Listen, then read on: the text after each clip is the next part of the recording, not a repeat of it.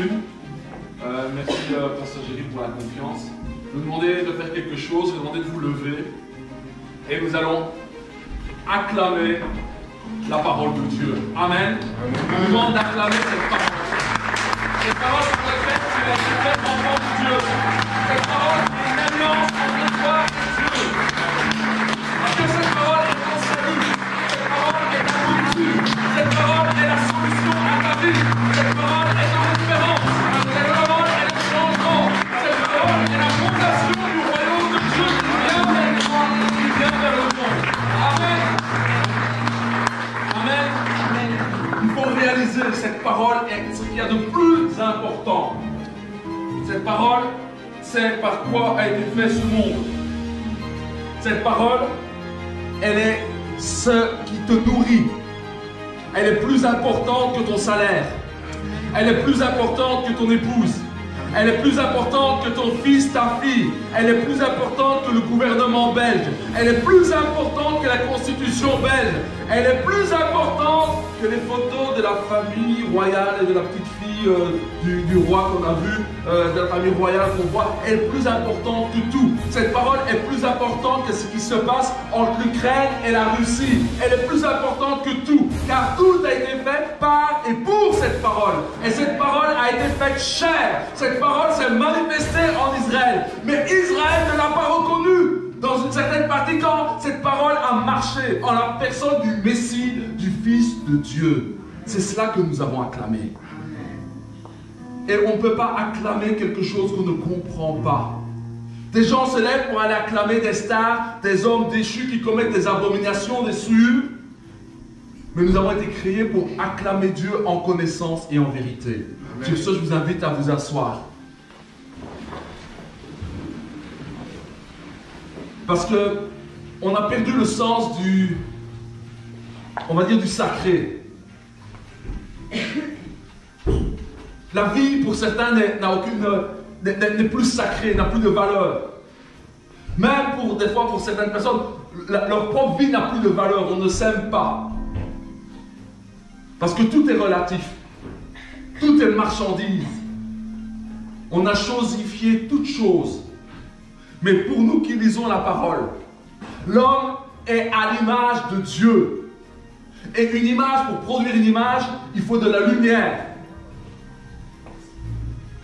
Les Hébreux diront que l'image de Dieu, qu'est l'homme, c'est aussi une ombre. Il est la projection de la lumière de Dieu. Vous savez, quand on fait des ombres sur les murs, on a besoin de lumière. Et vous projetez cette ombre.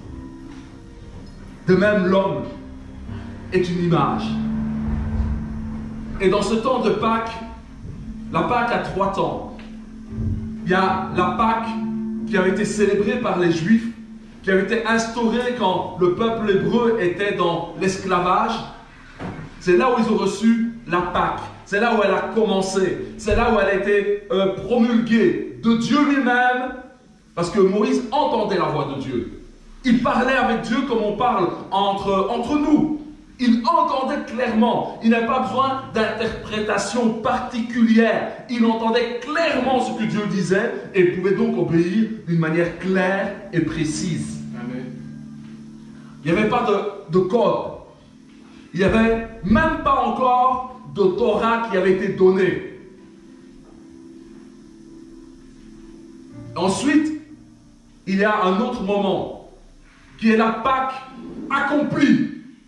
Parce que la Pâque que Moïse a reçue, c'est l'ombre des choses à venir. Ombre, lumière, projection. Et une ombre, une lumière, ça représente quelque chose. Et si on veut voir la chose en soi, il faut aller dans la lumière. Et Jésus est la lumière du monde. Il est celui qui est clair. Il est celui qui est la vérité. Il est celui qui est le véritable. Il est celui qui rend vrai, sensé, qui donne un sens à toute chose. Éliminez Jésus de vos vies, plus rien n'a de sens. Tu ne sais même pas pourquoi tu manges, pourquoi tu dors, pourquoi tu te lèves, pourquoi tu nais, pourquoi tu meurs. Rien n'a de sens en dehors Jésus-Christ.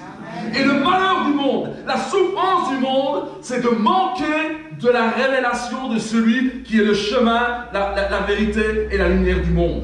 C'est de manquer de Jésus-Christ. Même le sens du couple et de la famille trouve sa solution, son explication en Jésus-Christ et dans la personne de Christ. Car tout a été créé par lui et pour lui. Amen.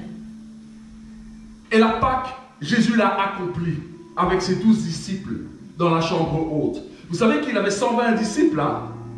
Mais c'est avec les 12, avec ses intimes, qu'il a partagé la Pâque. Et ensuite, il y a une autre Pâque. La Pâque que Jésus attend de manger avec nous. C'est la Pâque qui aura lieu dans les cieux, avec des personnes ressuscitées, avec des corps transcendés, glorifiés, c'est-à-dire des corps glorieux, des corps qui ne connaîtront plus la tentation, plus la maladie, des corps glorieux comme Jésus-Christ a eu ce corps après sa résurrection. Il pouvait apparaître, disparaître, il pouvait monter vers le Père, descendre, son corps glorieux, qu'il a accompli en lui pour nous le donner aussi, pour que nous soyons comme lui.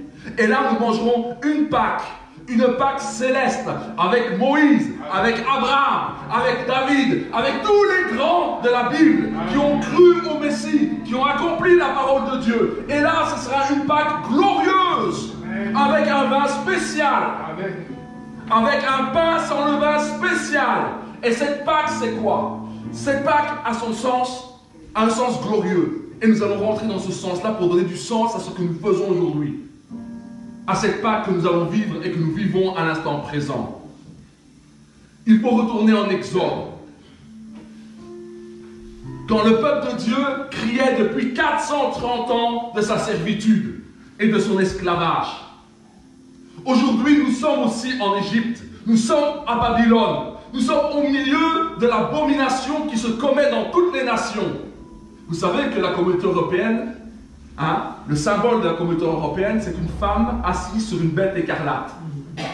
C'est la grande prostituée. Et nous sommes au cœur de ce monde-là. Nous sommes au centre de ces forces de l'OTAN, du monde, et de ces valeurs de débauche qui s'opposent à tout ce qui s'appelle Dieu. Nous sommes au centre de tout cela, ici en Belgique. Vous savez que l'OTAN est ici en Belgique, la communauté européenne est ici en Belgique. C'est ici que se concentrent les pouvoirs. Et de même, le peuple hébreu était en Égypte, la plus grande nation qu'il y a eu en Afrique, qui a construit des pyramides avec une technologie qu'on ne maîtrise pas encore, qu'on ne comprend pas. Il y en a même qui disent que c'est des ovnis qui ont bougé les pierres. Vous voyez, il y a des gens qui spéculent, ils aiment la rêverie. Un petit mot. Ils construisaient des pierres comme on construit du pain. Et comment ils ont construit ça? Parce qu'il y a un homme qui s'appelle Joseph, qui avait une science spéciale. Et quand Joseph est entré en Égypte, et que son peuple, sa famille s'est multipliée, c'est Joseph qui est entré avec des connaissances spéciales, qu'il tenait de ses ancêtres, qu'il tenait d'Abraham, qu'il tenait de tous ses ancêtres, jusqu'à Adam, le premier homme. Le premier homme, il marchait dans le jardin de Dieu, vous vous rendez compte? Dans l'Éden. Et Dieu le prenait par la main et lui expliquait tous les mystères de sa création. Et cette connaissance est passée de Adam jusqu'à Joseph. C'était l'héritage familial. On lui disait, l'ancêtre de ton ancêtre, le premier homme, a marché main dans la main avec l'Éternel en Éden. Et il a été instruit de Dieu lui-même sur tous les mystères de la création. Amen. Et Joseph est entré là-bas en Égypte avec une partie de ces mystères qui a permis de faire régner l'Égypte.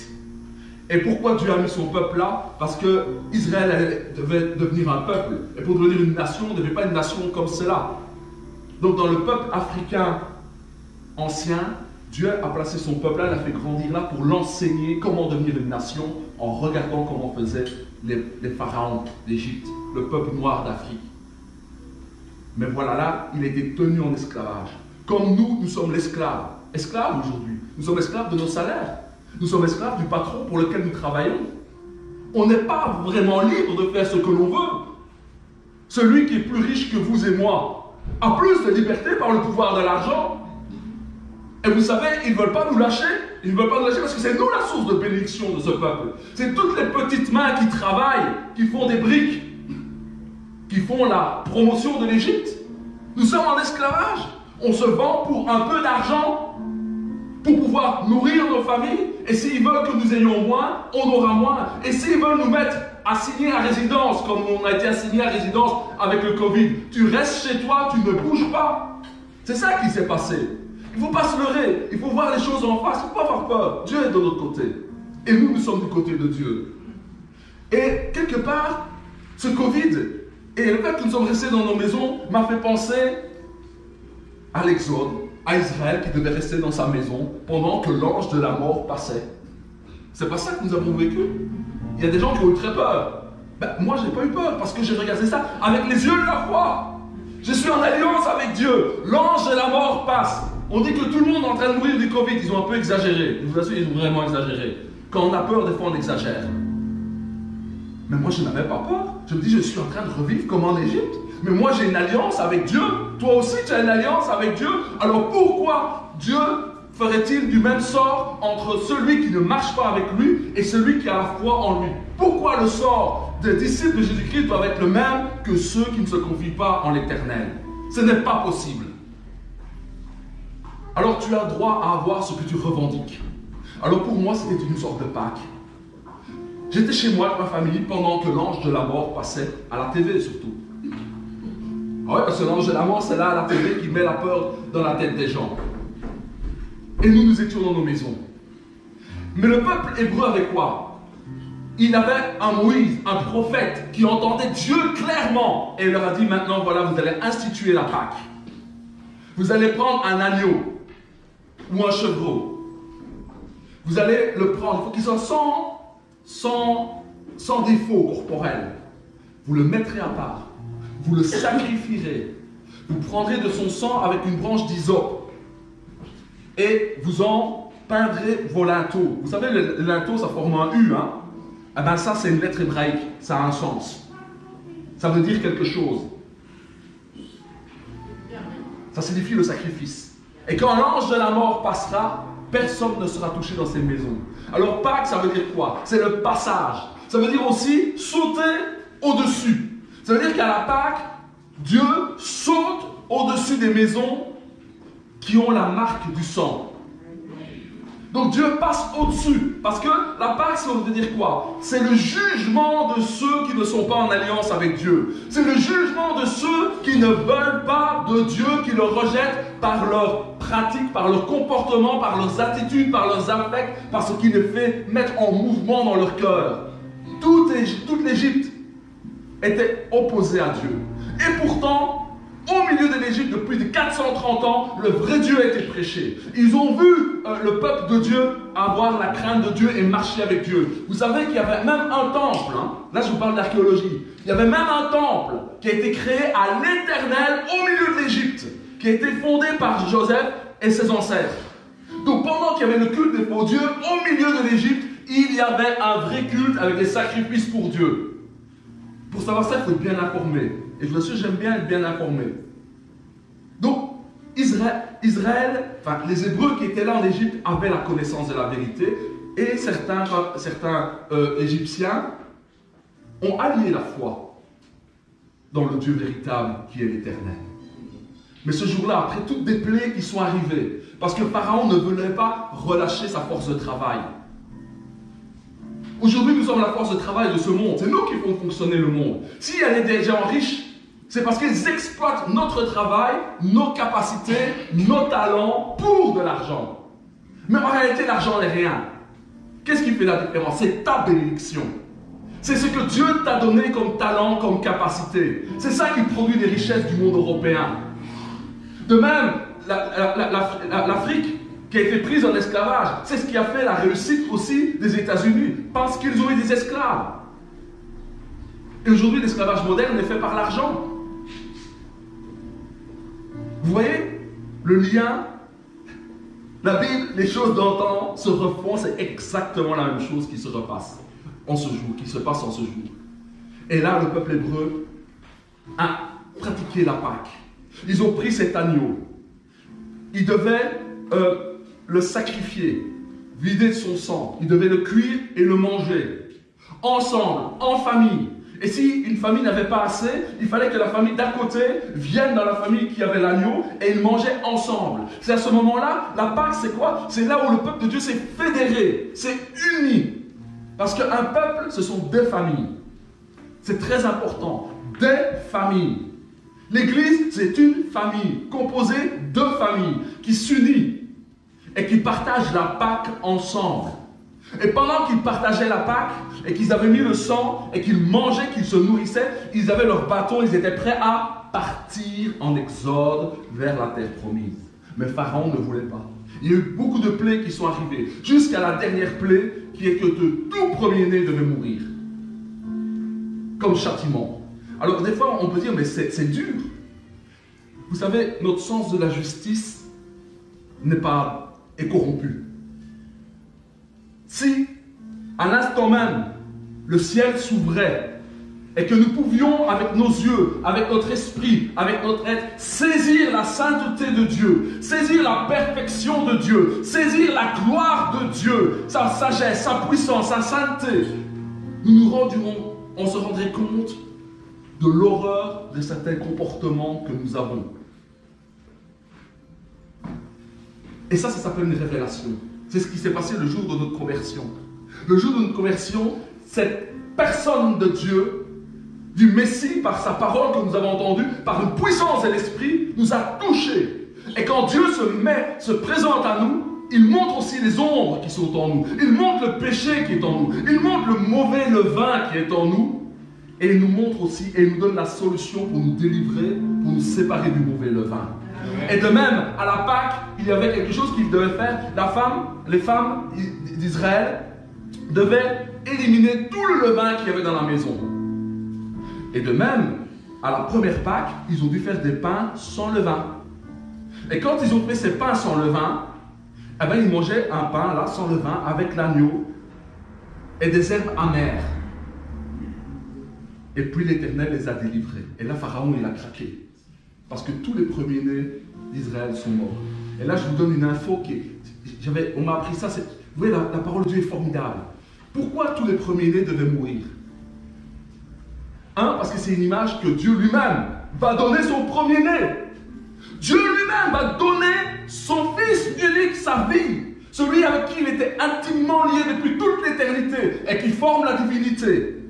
Cette Sainte Trinité a été brisée comme le pain que l'on déchire, pour en faire sortir le Messie, la vie éternelle du Père, afin qu'il s'incarne. Donc, la divinité a été brisée. Ça veut dire que Dieu, dans toute l'éternité, il était un. Mais à un moment dans l'éternité, il y a eu une brisure qui fait que le Messie est venu dans le monde. La Pâque, c'est cela. C'est un jugement pour ceux qui vivaient loin des commandements de Dieu, sans relation avec Dieu, mais pour Israël, c'était la délivrance. Vous voyez le contraste? La foi, c'est se positionner par rapport au regard de Dieu d'un événement. Et là, ils sont partis en exode. De même, nous sommes en exode. Tu es en pèlerinage. Nous allons vers notre demeure qui est dans les cieux pour aller vers Jésus-Christ. Vers un royaume où il va régner parfaitement, où il n'y aura plus de maladie, plus de division, où il va régner sur toute la terre. C'est cela qui est promis. Et Israël a vécu son exode. Et cet exode, ce moment de la Pâque, c'est ça qui fait que Israël est devenu Israël. Avant, c'était les Hébreux. Et qu'est-ce qu'ils ont fait? Ils sont sortis, ils ont passé à travers les eaux.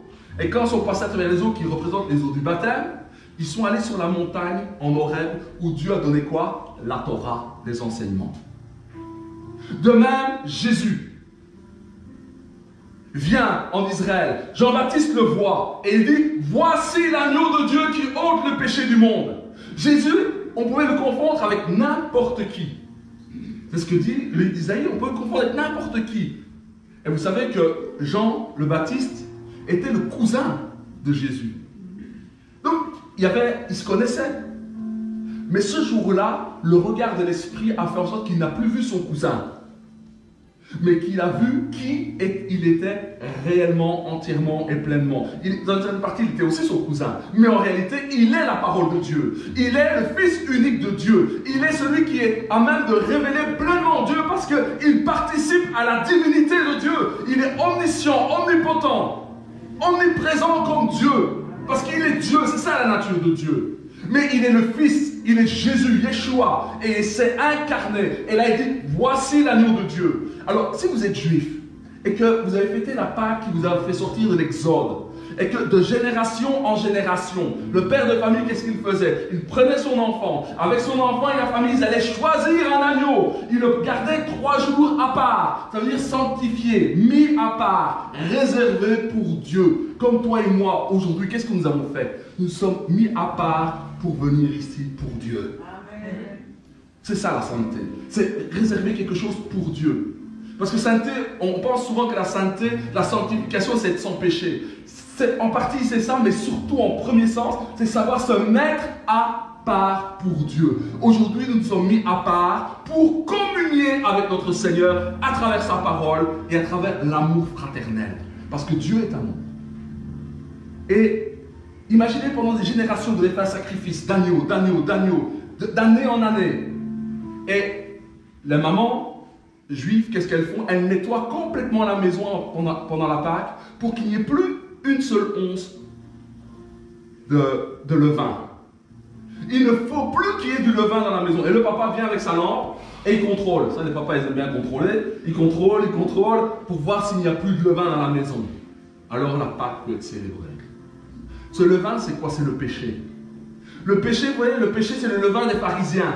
Le levain, c'est quoi? Ça veut dire que quand l'hypocrisie qui était chez les pharisiens, que Jésus avait identifié, c'est comme un levain. Ça veut dire que ça fait lever toute la pâte. Quand tu es hypocrite dans ton amour. Tu es hypocrite sur tout. Ça veut dire que tout est mensonge, tout est façade, tout est apparence. Rien n'est vrai. Tout comportement, tout élan du cœur, toute émotion est falsifiée et fausse. Pourquoi? Parce qu'il y a un levain d'hypocrisie qui s'est répandu et a touché toute la vie de cette personne. C'est ça le péché. Et Jésus est venu et il nous dit que voilà, maintenant vous allez essayer de donner une nouvelle Pâque. Il ne faut plus qu'il y ait du levain dans votre vie. Moi, je suis votre Pâque. Ça veut dire c'est moi qui vais vous délivrer, qui vous affranchit, qui ôte le péché du monde. Voici l'agneau de Dieu qui ôte le péché du monde. Qui vous a dit que c'est vous-même qui devez ôter le péché de vos vies? Qui peut se séparer de la pâte qui a été corrompue par le péché, qui n'a fait qu'un, qui s'est amalgamé? Qui peut faire ça? C'est Dieu lui-même. Et comment on est délivré du mauvais levain? Il faut regarder à l'agneau de Dieu. C'est pour cela, voici l'agneau de Dieu qui ôte le péché du monde. Ne vous préoccupez pas du comment. Il vous explique comment il faut faire. Juste regarder à la croix. Regardez à Jésus. Reconnaître qu'il est l'agneau de Dieu. Qu'il est la Pâque accomplie. Qu'il est l'agneau de Dieu.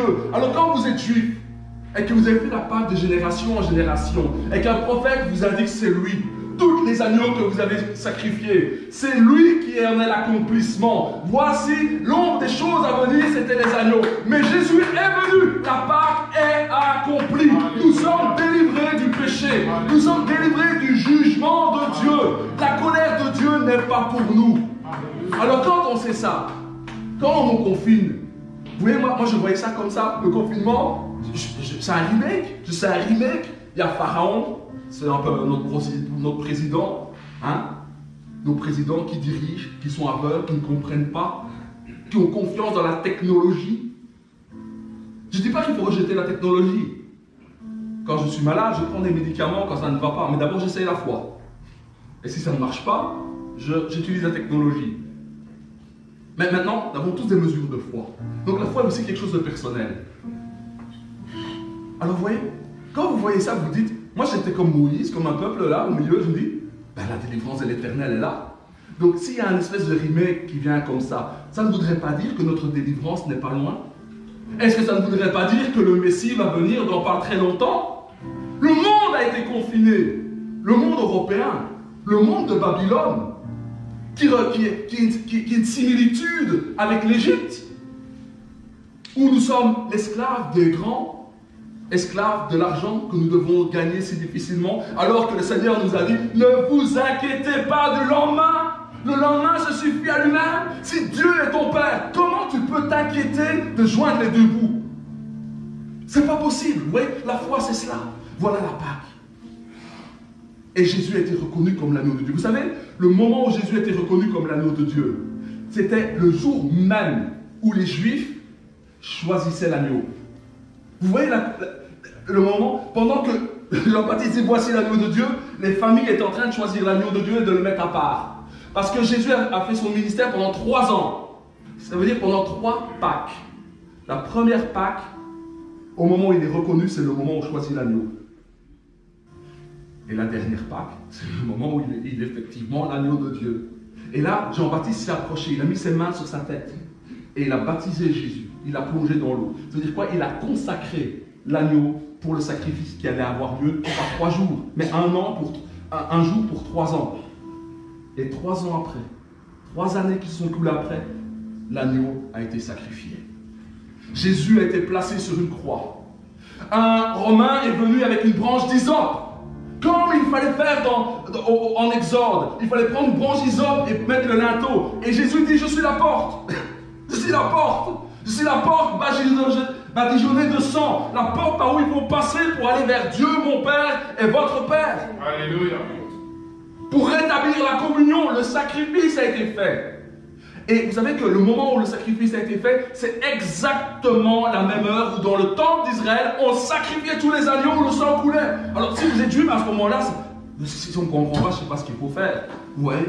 La Bible est très précise. Et voilà, la Pâque a été accomplie. Des ténèbres sont venues sur Israël à ce moment-là, quand il a rendu l'esprit. On dit que des rochers se sont fendus. Des morts ont ressuscité. Des anciens de la Bible sont revenus à la vie. Ils avaient été décédés depuis plusieurs dizaines d'années. Et là, ils marchaient au milieu d'Israël. Si vous lisez, vous trouvez ça dans les textes. Et là, les gens... Pourquoi il y a eu ce tumulte jusqu'à aujourd'hui? C'est à cause de tout cela. Vous savez... C'est la plus belle nouvelle que le monde puisse avoir. C'est mieux que Noël, c'est mieux que les cloches de Pâques. C'est-à-dire que la mort a été vaincue. La maladie a été vaincue. L'homme est rétabli dans sa nature divine. Il est rétabli pour être à l'image de Dieu. Nous portons l'image de Dieu. Nous portons l'image du Créateur. Nous avons l'Esprit de Dieu qui habite en nous. Est-ce que tu le sais? Mais est-ce que tu agis comme quelqu'un qui le sait? Pourquoi je peux parler comme ça? Parce que je suis tellement sûr, c'est tellement évident, c'est tellement sûr pour moi et pour beaucoup d'entre nous que nous sommes venus jusqu'ici pour célébrer cette Pâque. Cette Pâque, ça veut dire quoi? La consolation totale. Nous sommes en exode. Nous quittons l'Égypte et nous attendons le moment où le Seigneur va nous faire traverser les eaux pour aller sur la montagne sainte à l'enlèvement où nous serons avec Dieu lui-même. Nous allons célébrer une Pâque éternelle. Donc la Sainte Seine, c'est quoi? Quand nous faisons la Sainte Seine, qu'est-ce que nous disons? Nous disons que ça, c'est le sang de l'agneau qui a déjà coulé. Avant, eux disaient c'est le sang qui va couler plus tard. Mais nous disons que ce sang a coulé et a été accompli. Nous disons que ce pain sans levain, c'est parce que Jésus nous a délivrés du péché. Et nous le partageons parce que nous sommes le peuple de Dieu et que ce pain, ce vin nous donne la communion. Alors cette Pâque, c'est la Sainte Seine qui est rééditée. Elle est prophétique, elle dit quoi? Elle dit que nous attendons maintenant, il ne manque qu'une personne pour célébrer cette Pâque. Physiquement, c'est Jésus. Mais pendant que nous faisons la Pâque, pendant que nous faisons la Sainte Seine, Jésus est présent en esprit au milieu de nous. Il est présent au milieu de nous en esprit. Pourquoi il doit être en esprit? Pourquoi il doit être invisible? Parce qu'il ne veut pas que nous marchions par la vue. Il veut que nous marchions par la foi. La foi, c'est quoi? C'est une parole qui te dit que je suis avec toi, même si tu ne me vois pas. Et ça, c'est un engagement en parole. Et quand on répond à cette parole par la foi, alors que tout a l'air contraire, pour que la foi soit, il faut que tout soit contraire. Et quand on croit, malgré toutes les contradictions, on a fait preuve de foi. Et je vais vous dire, la foi que vous avez, vous et moi, cette foi est un don de Dieu. Cette foi n'est pas le produit. Elle est un don de Dieu parce que tu as pu dire, voici l'agneau de Dieu qui ôte le péché du monde. Tes yeux ont été ouverts pour que tu reconnaisses en Jésus des Écritures, le Messie, la Pâque, l'agneau, celui qui est mort et qui au 3e jour est revenu Jésus est la vie. Et il te garantit que tu ressusciteras aussi au jour de la résurrection. Et il te garantit de te garder maintenant, jusqu'au jour de son retour, ou que tu meurs, de te garder toi, ton épouse, ta famille, ton bien-être. Et dans toutes les oppositions du monde, il te promet d'être avec toi et de te garder. Pourquoi? Pas pour que tu sois riche, pas pour que tu prospères, mais pour que tu ressuscites et que tu ne sois pas jugé. Alléluia. Voilà la bonne nouvelle de l'Évangile. Voilà ce que tu dois acclamer. Dieu t'aime et il a manifesté son amour en faisant quoi? Porter les péchés qui sont les tiens sur l'agneau de Dieu. Ça veut dire que tu es libre de toute culpabilité. Parce que tous tes péchés sont pardonnés. Alors certains esprits tordus diront, mais alors je peux pécher librement maintenant. Vous voyez, ça c'est le cœur tordu de l'homme. Mais recevoir l'Esprit de Dieu, le pardon de Dieu, vous donne aussi la capacité de ne plus pécher. Parce que vous êtes une Pâque sans levain. C'est ça la Pâque.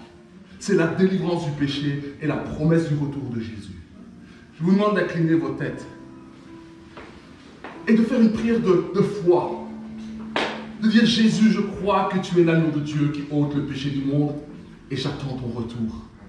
Règne sur ma vie. Garde-moi du mal. Seigneur Jésus-Christ, tu es ma Pâque, tu es notre Pâque. Jésus-Christ, tu es celui qui était mort et qui est revenu à la vie.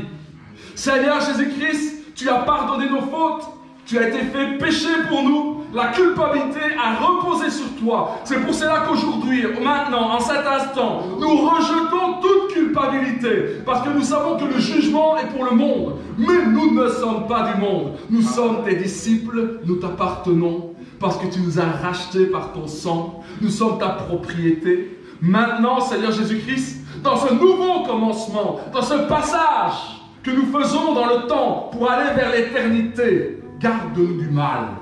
Garde-nous de ce monde.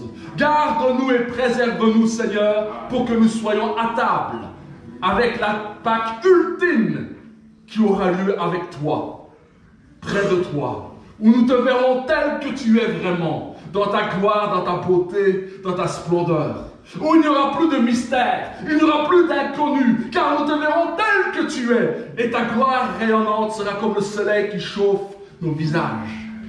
Seigneur Jésus-Christ, nous voulons célébrer cette Pâque en comprenant que nous sommes de passage sur terre et que nous allons vers cette demeure auprès de toi, car tu seras notre tente. Le soleil ne nous frappera plus, la lune ne nous frappera plus, il n'y aura plus de chaleur, plus de froid, plus de mal, plus de maladie, plus d'opprobre, parce que tu régneras parfaitement. Seigneur Jésus-Christ, nous attendons cette heure. Seigneur, nous voulons que cette Sainte Seine proclame cela.